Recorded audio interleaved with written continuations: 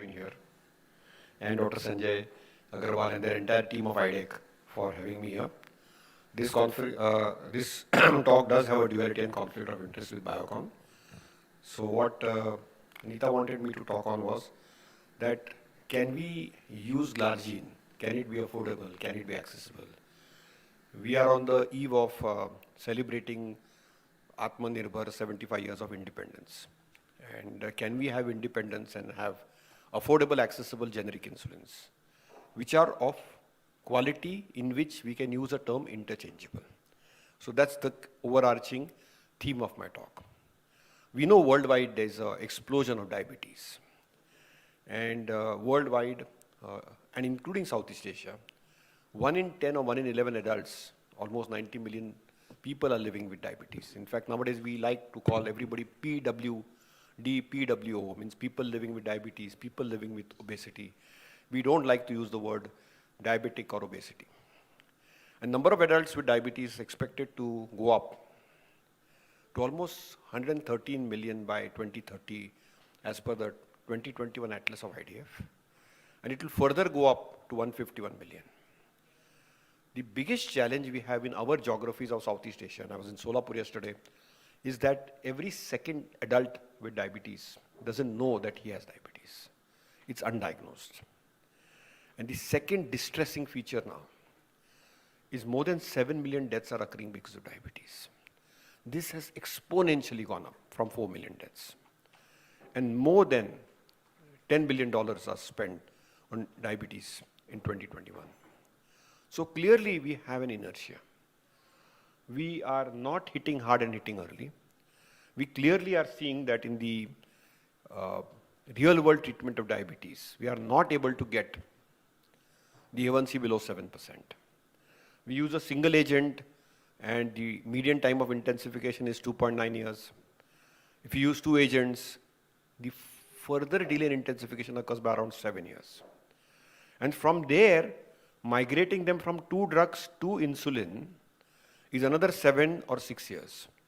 So this is very, very common that somebody gets labeled as a person with type 2 diabetes, gets a drug or 2 or 3, and then there is a lot of deferment, aversion, and some inertia to initiate and then intensify insulin. That's really the challenge.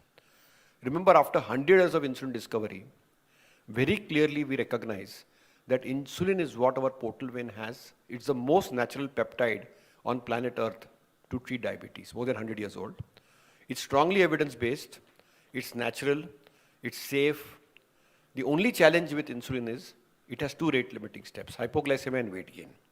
And that's why there is some degree of physician as well as patient-related inertia to initiate insulin. But the idea is to give it early. Because if you give insulin early, it gives you benefits beyond glycemic control. It clearly gives beta cell rest. It reduces beta cell apoptosis. It reduces glucotoxicity and lipotoxicity. It has beneficial effects on lipid profile. So there is not only amelioration of insulin resistance, but better quality of life. So clearly we have that happening very clearly. And we also know that most of our type 2 diabetes, we diagnose them late. And already they have a faltered beta cell at diagnosis. So clearly there is a lot of data to suggest that this beta cell in diabetes, which is failing, can be preserved by early insulin initiation.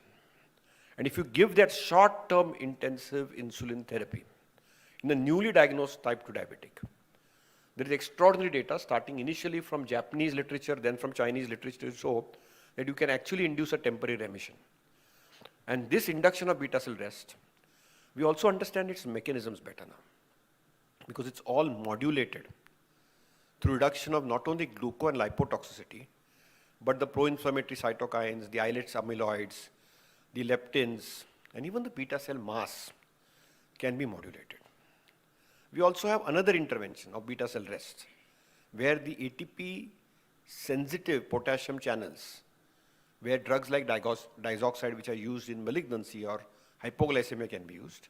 And we also know there are anti-apoptotic drugs, including glitazones and incretin mimetics and enhancers, which might have some evidence on the beta cell function. So clearly there is a need for early and timely insulin initiation.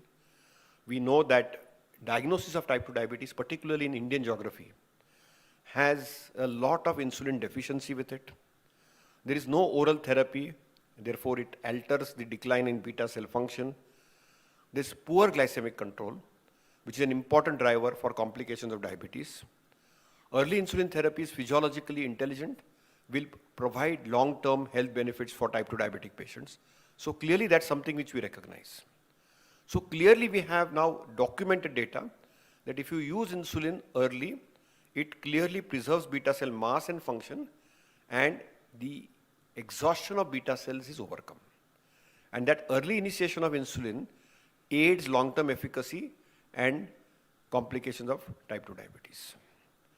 So if you see good data, which is more than almost 19 years old, early addition of insulin prolongs beta cell function and promotes optimal metabolic control. And this has a spiral effect. We have excellent data from UKPDS to show that a simple drop of A1C by 1% decreases deaths by 21%, microvascular complications by 37% or 1/3, and myocardial infarction by around 14%. So clearly the data is clear-cut that if you intensify diabetes therapy, long-term, microvascular complications come down from UKPDS, cardiovascular disease and mortality also comes down. And in the type 1 diabetes space also, the data from DCCT and its follow-up from IDEC cohort is very clear-cut. So that data is very, very clear-cut. When we talk of ADA standards of care 2022, though this is 21 and the algorithm has not changed, clearly it recognizes that consider insulin as the first injectable if the glucose is above 300 or A1C is above 11%. So that's a clear no-brainer. Because that is the time catabolism is set in and there is weight loss. And the symptoms of hyperglycemia, which are osmotic in nature, are present. So if there are osmotic symptoms, weight loss, evidence of catabolism, or glucose, which is high at 300 or A1C above 11%, start insulin. The most physiological way to start is bedtime insulin at 10 p.m., 8 to 10 units. It's the easiest convenient option, can be a perfect add-on to metformin and any other oral agent. As I said, you can start with 0.1 to 0.2 units per kg per day, or around 8 to 10 units. And if patients are already on GLP-1 agents, and if the baseline A1C is off target, you can actually co-combine them as well, but you can reduce the doses of each agent. And remember, that's easily doable and feasible. So that's something which we recognize very well. RSSDI came out with its own guideline on insulin initiation and titration of basal insulin. We know that if the A1C is below 8%, it's 0.1 to 0.2 units per kg. If it's above 8%, it's 0.2 to 0.3 units per kg. And then you can titrate it very simply. Every 2 to 3 days, if the fasting blood glucose is above 180, it's 4 units. 140 to 180 is 2 units. If it's 110 to 139, it's 1 unit. And if it's below 70, reduce the dose by 20%. If it is below 40, reduce the dose by 40%. So you can actually clearly titrate the insulin. So insulin is easy to use, and it is easy to initiate, and it's easy to titrate, particularly in the basal space. So that's very recognizable. The biggest challenge we have in countries and geographies like India is affordability. So affordability is a huge challenge. We know that if you look at worldwide data and look at the defined daily doses, the low and middle income countries have not been using insulin to its optimal volume. Whether it is India, whether it is China, you can see that the use of insulin is tremendously low because of the myths prevalent around it. So majority of the insulin global volume, which is produced by the 3 large manufacturers, and analogs represent 92% of the volume produced by the 3 large companies, and 8% by the other companies which make biobetters or biosimilars is there. So the biggest challenge in diabetes care today is access. There are enough people in the world, and it's really a shame, and I sit on the board of IDF, that even today, as we talk, in every geography across the world, including developed countries like United States, people can't afford insulin. And type 1 children are deprived of insulin. One of our ADA presidents, who was also the AHA president, was with us a couple of years back. And he had twins. He's himself a type 1 diabetic. And his twins both had type 1 diabetes. One was covered in one state in US with insulin, and other one was not covered with insulin. And he bought that insulin which was affordable from India and took it there. So this is the challenge. Whether you are living in United States or whether you are living in poor geographies of Africa, South America, Southeast Asia, including our brothers and sisters from Sri Lanka, they have challenges of insulin. It has to be accessible, it has to be affordable. And that's the biggest challenge, and that's why we want insulin to be accessible, universally available, and no type 1 child on planet Earth should be deprived of insulin. We have, if you look at just data, and this is data from the World Diabetes Day Watch, 30 million, that is tens of thousands of people with type 1 diabetes, who need insulin to survive. And more than 30 million people with type 2 diabetes who require insulin do not have accessible, reliable, affordable continuity of supply. This is the shame. And we really need to make an effort to make insulin costs down. US has led this movement. India also has affordable access to insulin, but we need to calm down it. 86% of people with type 2 diabetes don't have access to insulin. Forget the need for insulin. Need for insulin is there. And 63% of households with low-income countries are unable to afford insulin. So that's really the overarching thing. And look at insulin price. It's really the insulin price which is very prohibitively high. And there is no data to show that any of these analogs are superior, really, to the conventional insulins. See, the difference between NPH and glargine was a 1/3 reduction in hypoglycemia. But between glargine and any of the advanced generation insulins, we have not been able to document beyond reasonable doubt any data to show that the hypoglycemia is substantially reduced beyond reasonable doubt. At best, we have been able to document some degree of equivalence. And this is why millions of people, and I'm not talking of the affordable people, I'm talking of people who are deprived, are not able to access insulin because of the cost. So that's something very well recognizable. And we need to make an effort to do that. Why are we talking of interchangeable glargine? Because people have now this bogey that biosimilar is not up to the mark, and that's not true at all. We should be proud when we are celebrating 75 years of our independence that we have US FDA approved interchangeable glargines available and approved by US FDA, Japanese FDA, EU, which are made in India and made in Malaysia. So clearly you can see if there's a reference glargine stabilized at 20 units reference per day, the cost is around 52 rupees. Cost at the end of 1 year is 19,000 rupees. Cost at the end of 5 years is 95,000 rupees. That can come down for the same interchangeable insulin by 5,000 rupees, and at the end of 5 years, 22,000 rupees. It matters. If you ask me, with the high inflation, it clearly matters. So timely initiation of interchangeable glargine makes an economic advantage and definitely should not at least make some dent, I would not say the total dent, some dent in accessing insulin to people who need it. Is there evidence now? Because the first thing the innovators ask is there any evidence if you switch or you change? Is there data, is there robust evidence to show beyond reasonable doubt that this interchangeable glargine is up to the mark? And this is data on switching, where in the US, the chemist switches. Okay, it is not even left to the doctor to switch, because they see the price, they negotiate the price with the company. Unfortunately, here we have it. But it's important to recognize, at the end of the day, it makes a difference. After 100 years of insulin discovery, there is nothing patentable about it.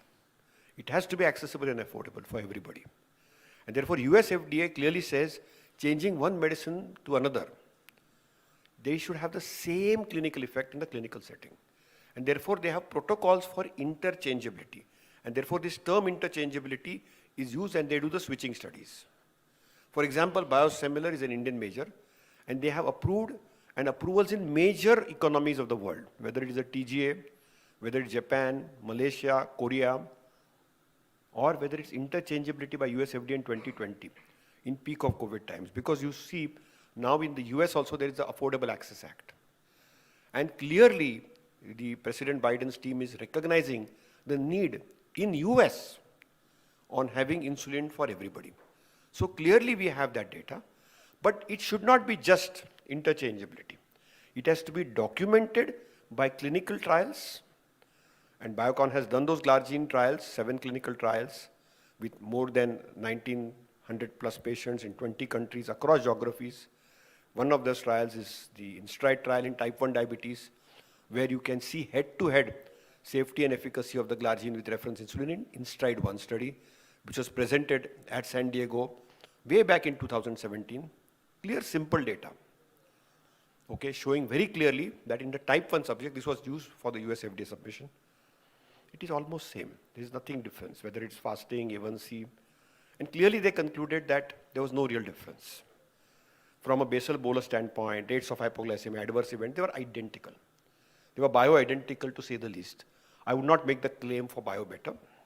They have a breast cancer drug which is approved by the US FDA where it's actually a bio-better.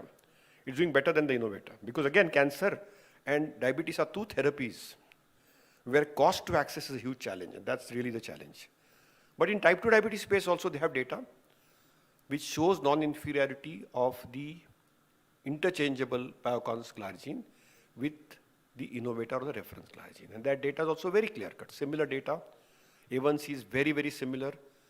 The change of difference between group is only 0.06%, not significant at all.